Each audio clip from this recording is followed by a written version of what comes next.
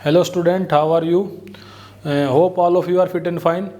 Today we will discuss at a glance chapter first बेटा. Eight a glance में यानी quick revision देखते हैं, ठीक है. तो चैप्टर फर्स्ट में मैंने मैटर की कैरेक्टरिस्टिक्स आपको बता दी थी, उनके वीडियो भी आप लोगों को मिल चुके थे.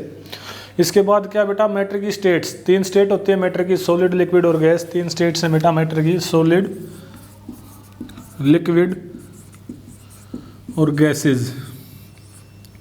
गैस लिख लें आप.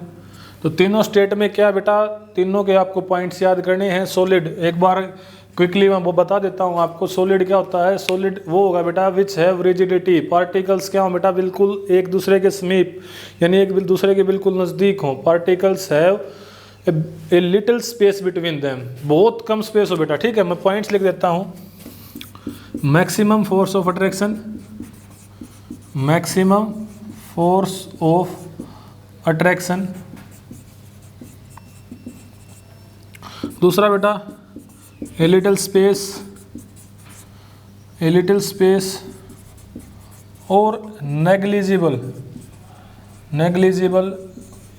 Space between particles. तीसरा बेटा closely packed and have rigidity. तो ये सॉलिड की क्या बेटा कुछ प्रॉपर्टीज हैं. मैक्सिमम फोर्स ऑफ अट्रैक्शन रहेगी, ए लिटिल स्पेस और नेग्लिजिबल स्पेस रहेगा बिटवीन पार्टिकल्स, क्लोजली पैक होंगे और हैव रिजिडिटी बेटा. लिक्विड के अंदर क्या होगा बेटा, फोर्स ऑफ अट्रैक्शन जो होगी वो सॉलिड और गैस के बीच की होगी. फोर्स ऑफ अट्रैक्शन क्या होगी बेटा, सॉलिड और गैस के बीच की होगी. पार्टिकल्स के बीच में स्पेस सॉलिड और गैस के बीच का होगा, थोड़ा दूर दूर पैक होंगे बेटा. और फ्लूइडिटी, लिक्विड के पास क्या होगी बेटा, फ्लूइडिटी होगी. फ्लूइडिटी क्या होती है, tendency of liquid and gas to flow. Liquid और गैस की जो टेंडेंसी होती है फ्लो करने की वो क्या होती है, फ्लूइडिटी. गैसेज में क्या होगा बेटा, minimum force of attraction. Gases में क्या रहेगा, मिनिमम फोर्स ऑफ अट्रैक्शन रहेगा बेटा. Space, a lot of space between the particles. और क्या होगा बेटा, गैसेज के पास फ्लूइडिटी होगी. तो ये इसकी प्रॉपर्टीज थी लिक्विड, सॉलिड और गैस की. अब आता बेटा क्या हम इनको तीनों को चेंज कर सकते हैं. Can we change state of matter? Yes we can change state of matter by temperature and pressure. हम टेम्परेचर और प्रेशर की मदद से बेटा इन तीनों को क्या कर सकते हैं, आपस में इंटर कन्वर्ट कर सकते हैं. देखो हमें सॉलिड से लिक्विड और लिक्विड से गैस, अगर ये कंडीशन फॉलो करवानी है यानी सॉलिड से लिक्विड बनाना है और लिक्विड से अगर गैस की फॉर्मेशन करनी है तो बेटा temperature should be high. Temperature को क्या रखना पड़ेगा बेटा, हाई रखना पड़ेगा. प्रेशर को क्या रखना पड़ेगा बेटा, लो.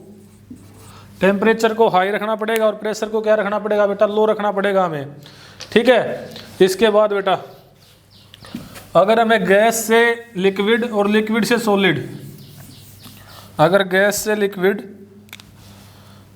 गैस से बेटा हमें लिक्विड और लिक्विड से सॉलिड इसकी फॉर्मेशन करनी है तो टेम्परेचर बेटा हमारा क्या होना चाहिए, लो. और प्रेशर क्या होना चाहिए बेटा, हाई. प्रेशर हाई होना चाहिए. इसके बाद कुछ टर्म्स हैं बेटा, जैसे हमारी कंडेंसेशन है. कंडेंसेशन क्या होता है बेटा, कंडेंसेशन होता है गैसियस स्टेट का, gaseous state change into liquid state. Condensation होगी बेटा गैसियस स्टेट जो है वो लिक्विड स्टेट के अंदर चेंज हो जाए. फिर है बेटा फ्रीजिंग. फ्रीजिंग क्या होता है बेटा, conversion of liquid state into solid. Freezing, conversion of liquid state into solid state. फिर है बेटा डिपोजिशन, इससे पहले सब्लिमेशन. डिपोजिशन से पहले क्या बेटा, sublimation, conversion of solid directly into vapour state. Vapour phase भी लिख सकते हो बेटा आप। Conversion of solid directly into vapour phase वो क्या रहेगा, सब्लिमेशन। अब बेटा डिपोजिशन, डिपोजिशन, डिपोजिशन का मतलब क्या बेटा, conversion of vapour phase directly into solid phase. Example लेते हैं बेटा इनके दोनों के, सब्लिमेशन और जो डिपोजिशन है, इनके एग्जाम्पल क्या रहेंगे, कॉमन रहेंगे हमारे पास। NH4Cl, ammonium chloride, solid CO2, solid CO2 जिसको ड्राई आइस बोलते हैं बेटा, कैम्फर, आयोडीन, ये क्या रहेंगे बेटा हमारे, ये डिपोजिशन के और जो सब्लिमेशन है इसके एग्जाम्पल्स रहेंगे, ठीक है ना। कई बार देखा होगा आपने, कैम्फर हम जब जो घर में जो कपड़े होते हैं हमारे उनके अंदर डाल के रख देते हैं कैम्फर्स को, कपूर की गोलियां जिनको बोलते हैं बेटा, नेफ्थलीन बॉल्स कपड़ों के अंदर डालते हैं, तो कभी आपने देखा कि कपड़े क्या मिलेंगे आपको, गिले मिले, कभी नहीं, लेकिन उनके अंदर से स्मेल आती रहती है। वो स्मेल किसकी होती है, वो सॉलिड है बेटा, वो वेपर फेज में कन्वर्ट हो चुका है, ठीक है ना। इसी तरीके से जो वेपर्स बने हैं उसके, उनको वापस हम सॉलिड के अंदर कन्वर्ट कर सकते हैं। इनमें जो बीच की स्टेट है लिक्विड की वो नहीं आती। एक टर्मिनोलॉजी और है हमारी बेटा, वो है फ्यूजन। फ्यूजन का मतलब होता है conversion of solid into liquid. Fusion क्या होता है बेटा, कन्वर्जन ऑफ सॉलिड, फ्यूजन होता है बेटा हमारे पास, fusion conversion of solid into liquid बेटा, जैसे मेल्टिंग ऑफ आइस, ठीक है ना, मेल्टिंग ऑफ आइस कर लें, या बेटा कोई भी सॉलिड आप उसको मेल्ट कर सकते हैं, वो क्या कहलाएगा हमारा, फ्यूजन। अब आगे है बेटा हमारा टॉपिक, वो है इवेपोरेशन। इवेपोरेशन, इसकी डेफिनेशन लिख देता हूं मैं, escaping away, escaping away of high kinetic energy molecules, molecules from surface of a liquid, of a liquid। Kinetic energy बेटा, काइनेटिक एनर्जी होती है energy due to motion, formula half mv²। एक और हो गया हमारे पास पोटेंशियल एनर्जी, पोटेंशियल एनर्जी होती है mgh, m mass, g acceleration due to gravity, h height, m यहाँ पर मास, v वेलोसिटी। बेटा ये जो है फिजिक्स के फॉर्मूले हैं दोनों, लेकिन आपको याद कर लेने हैं। पोटेंशियल एनर्जी और काइनेटिक एनर्जी क्या होते हैं, काइनेटिक एनर्जी होती है हाफ mv², ठीक है ना, और potential energy mgh। Kinetic, kinetic का मतलब होता है एनर्जी ड्यू टू मोशन। तो escaping away of high kinetic energy molecules from surface of a liquid, वो क्या कहलाएगा, इवेपोरेशन। इवेपोरेशन किस किस के ऊपर डिपेंड करती है बेटा, इवेपोरेशन डिपेंड करेगी, हमारे 4 फैक्टर हैं। पहला फैक्टर है बेटा हमारा सरफेस एरिया। सरफेस एरिया के क्या होगी बेटा, डायरेक्टली प्रोपोर्शनल होगी इवेपोरेशन, यानी जितना ज्यादा सरफेस एरिया होगा उतनी ज्यादा इवेपोरेशन होगी बेटा। विंड स्पीड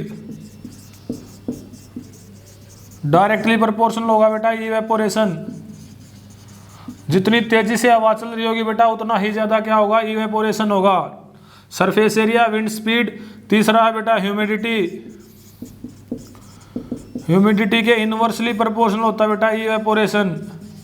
अगर ह्यूमिडिटी ज़्यादा होगी तो इवेपोरेशन बहुत कम होगा बेटा। चौथा टेम्परेचर, टेम्परेचर के डायरेक्टली प्रोपोर्शनल होता है बेटा इवेपोरेशन। तो ये 4 फैक्टर्स थे जिनके ऊपर इवेपोरेशन डिपेंड करता है। अब बेटा बॉइलिंग क्या होता है, boiling, what is difference between evaporation and boiling. तो बॉइलिंग में क्या होगा बेटा, बॉइलिंग में जो है ये बल्क फिनोमिना है। क्या है, एक बल्क फिनोमिना, यानी ये कंटेनर है हमारा, इस तरीके से इसके अंदर लिक्विड है, नीचे क्या किया बेटा हमने फ्लेम लगा रखी है यहाँ से, इस तरीके से फ्लेम पे ही ये।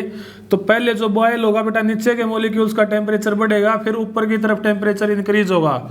लेकिन क्या होता है इवेपोरेशन में बेटा, जो ऊपर से जो जैसे सन है, सन की जो लाइट है वो नीचे की तरफ आ रही है, तो जो ये ऊपर मॉलिक्यूल्स हैं बेटा ये एनर्जी को एब्जॉर्ब करके बाहर भाग जाते हैं। इसमें क्या होता है बेटा, नीचे से टेम्परेचर बढ़ना शुरू होगा और जब तक 100 डिग्री सेल्सियस पूरे कंटेनर का टेम्परेचर 100 डिग्री सेल्सियस नहीं हो जाता तब तक वेपर्स की फॉर्मेशन नहीं होगी। यहाँ पर जैसे ही मॉलिक्यूल्स की एनर्जी हाई होती है वो सरफेस को छोड़ के भाग जाते हैं। ये डिफरेंस है बेटा बॉइलिंग और इवेपोरेशन में। ये था बेटा आपका रिवीजन वीडियो। अगर आपको अब भी कोई डाउट रहता है तो आप मुझसे जूम क्लास पे या व्हाट्सएप पे पूछ सकते हैं बेटा। Thank you.